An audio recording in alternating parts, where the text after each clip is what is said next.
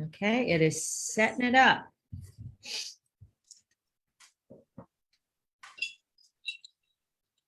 And there we go.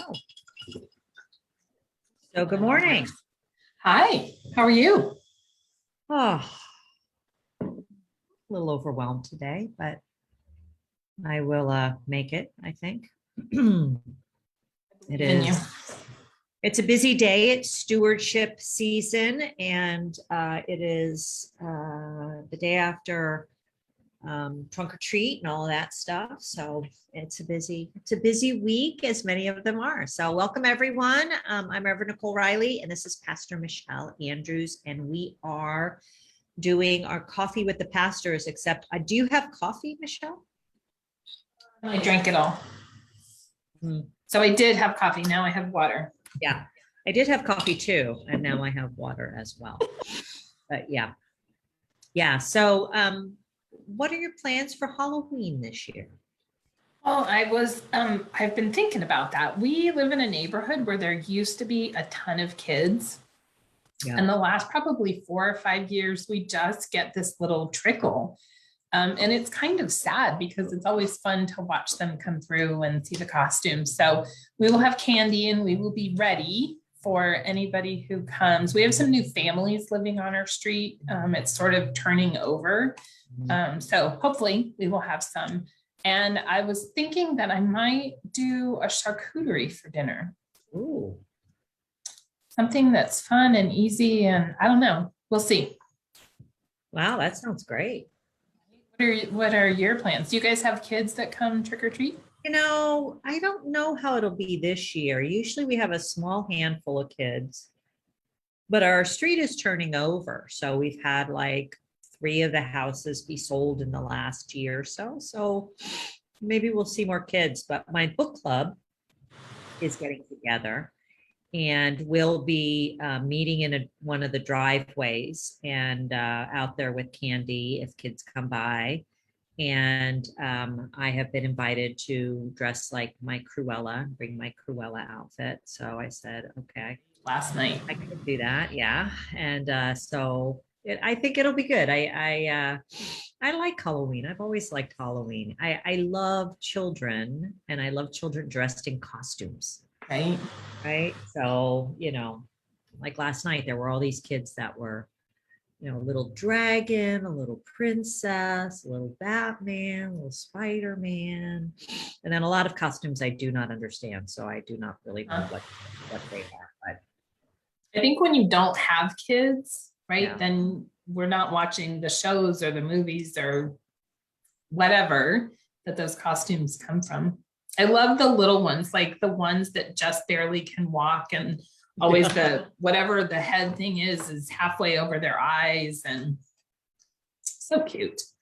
I know it is totally cute. Last night when we were having the trunk or treat, there was this one kid who was in like a stroller, but the stroller looked like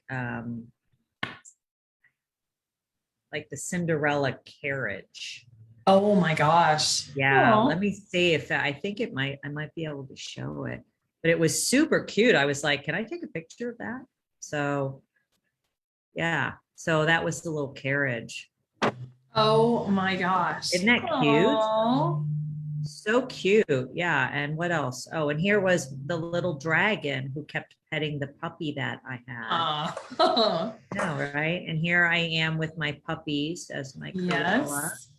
And we just had a whole bunch of just super fun, lots of good energy. And poor Hula found herself in jail. I'm glad that she got released. And then some people sent me pictures today about me with their kids dressed as Cruella, and it just super fun. Love it. Jacket is fabulous.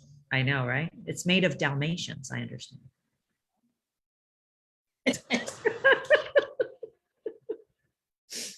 Okay. On another note, Yes. Not to diminish Halloween and trunk or treat, but we are in the midst of a series on leadership. So what are your thoughts about that? And then this is a hard question. I was thinking about it myself. Who, I don't want to say the most, because I think it depends on the context, but can you share with us somebody who was an impactful leader for you? Yeah. Yeah. So the idea for doing a series on leadership came out of, I think, just a need in our culture to kind of revisit these things. We are coming out of COVID. We're not really where we were. And I think there's a lot of folks who are, not really sure what's important to them, what matters to them anymore. And I think leadership is one of those things that whenever I read a leadership book or learn more about leadership, I think it helps me in all the areas of my life. It helps me feel better about life. It helps me feel better about myself. I find that topic so helpful and so universal. It doesn't matter if you're in charge. None of that really matters. What matters is we all exercise leadership.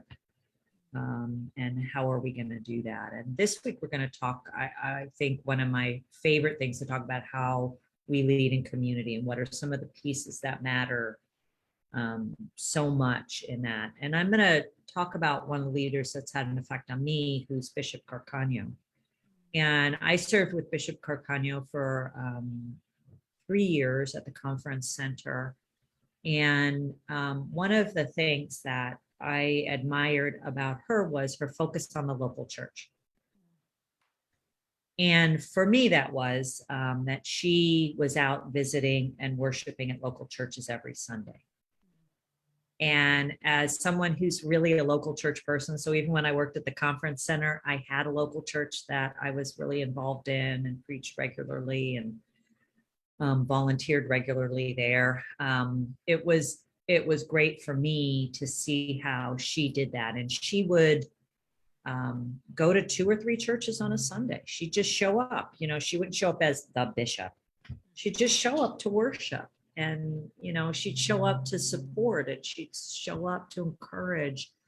And I loved that about her. I loved that she was in the midst of it, because I felt that as the leader, you have to be in the midst of it. It's not an ivory tower experience. It has to be walking alongside and really understanding. So I think that's one of the ones I think about right now. I've been blessed with a lot of good leaders in my life. And she just, as I think back on my time working with her, that's one of the pieces of her leadership that I appreciated. So talk to me about leadership and a leader that's been important in your life. Again, like you, I think there are a number of them who have had different meaning and impact at different times in my life, kind of depending on what was going on. I think back to both of my girls had the same 3rd grade teacher. And she is someone who I truly believe was created to be a teacher. She expected a lot from them. And she was very loving and compassionate, but she was also tough. And she was one of those teachers who really knew every kid and knew what they could do and how much they might need to be pushed or pulled to achieve what she knew that they could do. And one of the things that struck me early on with our first daughter, and I saw it again with Katie, was her classroom was a safe place to fail. Oh, yeah. And I remember her telling us, very like at back to school night or whatever the first parent come to school thing at the beginning of the school year is, she said, I just want you to know that your little angels are going to mess up this year. And like everyone in the room was like, not mine. But her point was, they're people and they are going to mess up and there will be consequences, but this will be a safe place for them to sort of make the mistake, deal with it, and tomorrow is a new day. And I loved that about her. And it has stuck with me because we don't like to make mistakes and we don't like to mess up. And we certainly don't want anyone else to know that we have, but we all do. We're human. And so I think as a leader, how you deal with your own mistakes and when things happen with the people that you work with is a big thing. And so that has stuck with me. And I try to remember hearing her voice say, you know, your little angels are going to mess up and it will be okay. Your little angels. Right. Yeah. And I was at this point where, so Mike and I took Disciple 1 the first time, maybe I was pregnant with Katie, so 24 years ago. And as part of Disciple 1, you do the spiritual gifts assessment. And so you do your own assessment, and then you have I think it was 2 people who are not you, kind of do an outside, people who know you, do the same thing. And then you sort of compile all of it. One of the gifts that showed up on my assessment and was affirmed completely by the 2 people was administration. And I remember thinking, we must have all answered the question wrong because that's not me. Well, funny thing, it actually is me. Yeah. I just didn't know it. And so I was enough years past sort of that first little, this is one of the gifts that you have, that I was looking for who were the leaders around me and what made them good leaders and what did I think might work for me and what was, you know, a personality trait that was not me and wouldn't work. And so I think I was just very ready when they had her as their teacher to kind of watch and absorb what worked. So yeah. Yeah, I think it's all important stuff. I think, you know, that we do a lot of the spiritual gifts assessment here at the church, which I really think is helpful because a lot of times we don't know what our gifts are. You know, we don't know where we could serve. We don't know the kind of difference that we could make. You know, I like that whenever we do the membership class, that's one of the pieces that people can explore. And so if you're interested in your spiritual gifts, it's really, you know, easy to take the assessment and really easy to do that. It's all online. And, you know, what's great is that we then add the component of you can meet with somebody and go over things and get more clarity.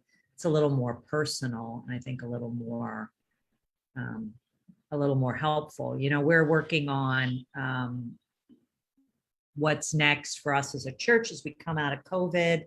And we have a structure at the church, which we call the lead team. And the lead team is a group of people who are members of the church, involved in the church, serving in the church, and then also a small number of the staff. So the staff on it have been me and you, the clergy leadership, and then also Sherry, who's the director of worship, and then Deb, who is our finance person, business manager person. And then we have, you know, a group of, 7 to 10 people who are also part of the team. And we're at a point, so we put this structure in place in 2018, and we're at a point now where we're having our first class move off. People were put in classes and they're moving off. So we have some openings, and we've also had a couple people move on, you know, whether they've moved out of the community or moved to another place to worship. And so we're looking at being able to add 3 to 4 new people on our team. And I was thinking about, you know, what do we do as a church that, you know, really makes a difference. And I wanted to show a screenshot of one of the things we worked on this past year that was kind of in the midst of COVID, in the midst of all the things we were dealing with in 2020. We put together a roadmap for the church, and the roadmap was kind of, this is where we want to be going as a congregation. And, we start with our vision statement and our mission statement and the 7 things we know to be true.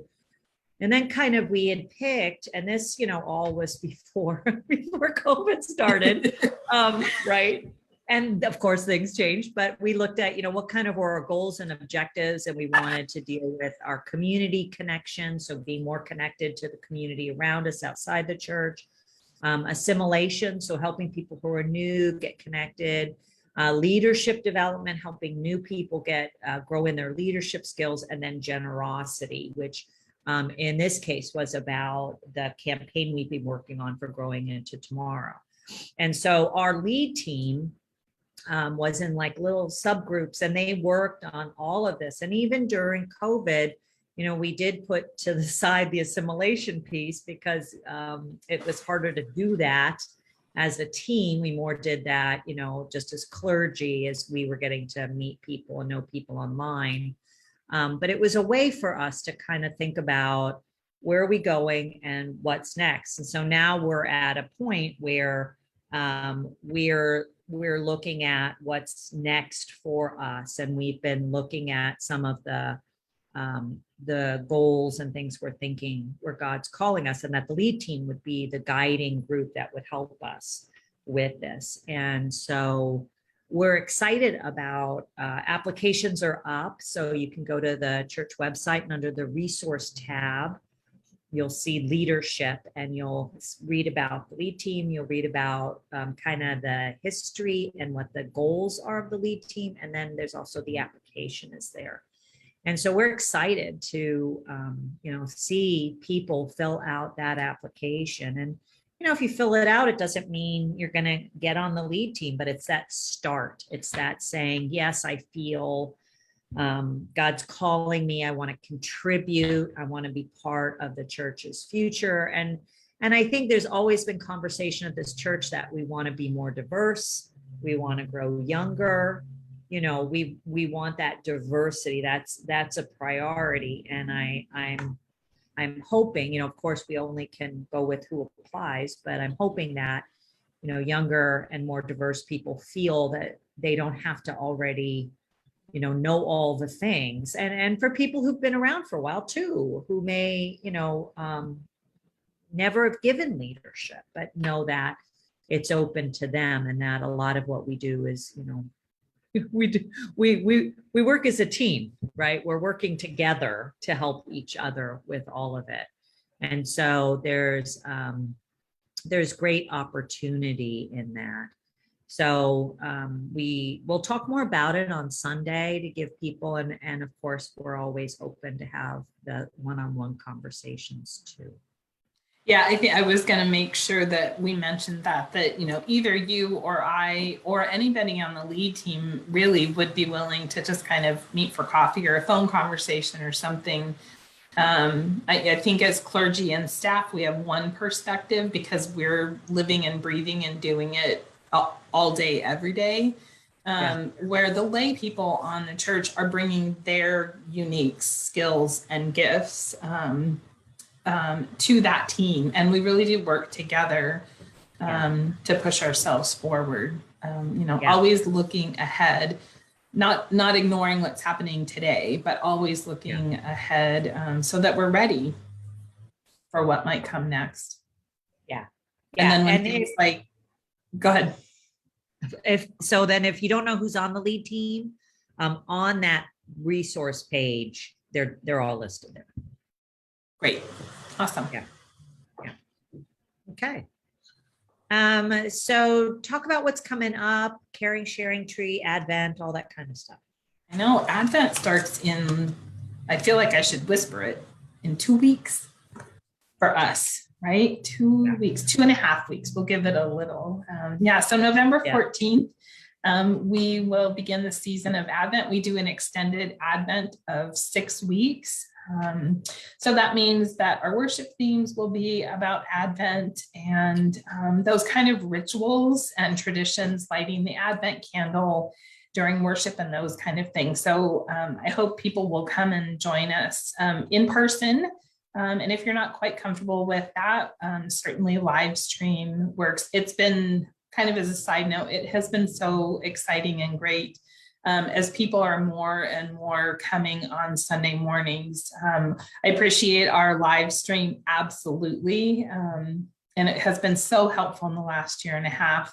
But I know for me, it's just not the same as being here and feeling the energy in the room and all that. So if you're thinking about coming back, Advent is coming, and that might be a good time to sort of try and see how you feel. And then on the evening of the 14th of November will be our Advent celebration, which is always such a great, fun night. So it's the normal dinner and games and crafts and an Advent wreath for you to make and then take home to make that part of your celebration coming up.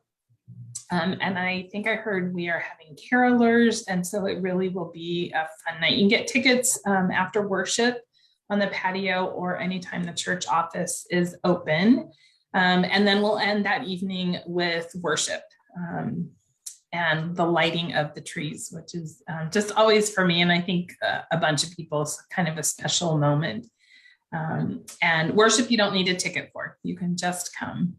And then the other thing that will happen on that same day on the 14th is our caring and sharing tree will go up. And so there will be tags that benefit several local organizations, including families at one of our local high schools. And that's been a really meaningful thing for a lot of people to help us remember that we're called to be generous with in all the ways that we can, especially during this season, and really in a time when it's been hard for everybody. We know it's been especially hard for some. And so it's a way for us to reach out into our community and just say, Merry Christmas, So I'm excited about other things too, but that's sort of top on my list today. How about you? What are you looking forward to? No, I think one of the things I'm looking forward to is in not this Sunday, but the next Sunday, we're doing All Saints Day, which is a usual season Sunday in our church where we remember those we've lost. And so we'll be remembering those we've lost this year. And then the Sunday after that, no, 2 Sundays after that, I mean, what date that is? It's the 21st. So on the 21st, so there's All Saints Day, then there's the Advent celebration. And then on the 21st, which is the Sunday before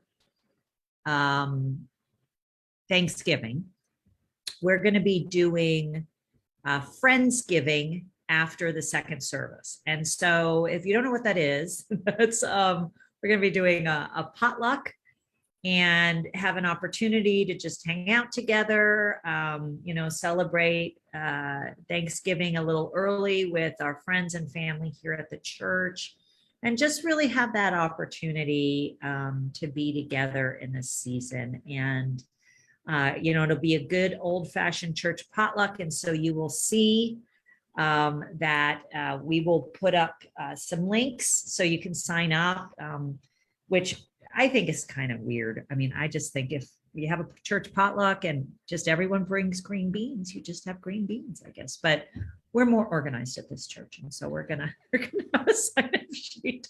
Have the gifts of administration.